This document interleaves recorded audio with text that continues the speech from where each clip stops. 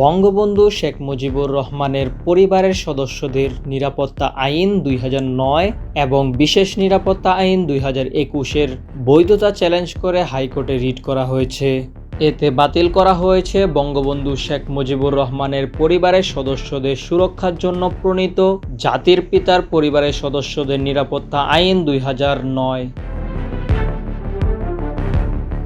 2009 সালে আওয়ামী লীগ সরকার গঠনের পর জাতির পিতার পরিবারের সদস্যদের নিরাপত্তা আইন 2009 প্রণয়ন করে বঙ্গবন্ধু শেখ মুজিবুর রহমানের জীবিত দুই কন্যা, সাবেক প্রধানমন্ত্রী শেখ হাসিনা ও তার বোন শেখ রেহেনা এবং তাদের সন্তানদের আজীবন বিশেষ নিরাপত্তা আইন নিশ্চিত করা হয়।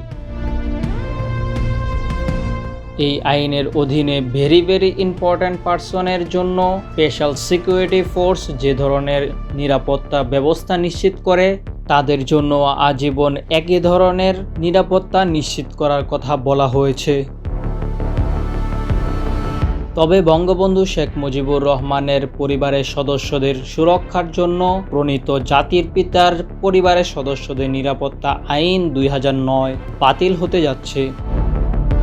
আইনটি সংশোধন করার প্রস্তাব উঠেছে উপদেষ্টা পরিষদের বৈঠকে। প্রধান উপদেষ্টা ডক্টর মোহাম্মদ ইউনূসের সভাপতিত্বে এ সভা অনুষ্ঠিত হবে বলে সংশ্লিষ্ট সূত্র থেকে জানা গেছে।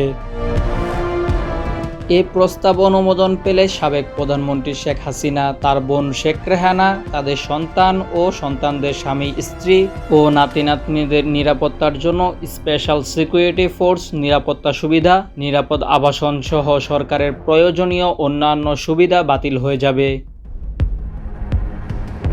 বিশেষ নিরাপত্তা বাহিনী আইন 2021 সালে প্রণীত হয়, যাতে ভিভিআইপি যেমন রাষ্ট্রপতি, বঙ্গবন্ধু পরিবারের সদস্যদের যে কোনো স্থানে সমান নিরাপত্তা নিশ্চিত করা যায়।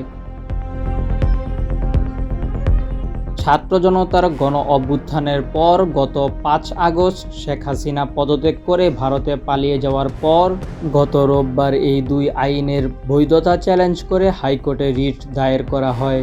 রিটে জাতির পিতার পরিবারের সদস্যদের নিরাপত্তা আইন 2009 এবং বিশেষ নিরাপত্তা বাহিনী আইন 2021-এর ধারা 2-এর খ, 2-এর ঘ, 8-এর 1, 8-এর 3, 8-এর 4 এবং 9-এর 2, যেখানে বঙ্গবন্ধু শেখ মুজিবুর রহমানের পরিবারের সদস্যগণ লেখা আছে, সেগুলো অসাংবিধানিক এবং অবৈধ ঘোষণা করার জন্য রিট করা হয়েছে।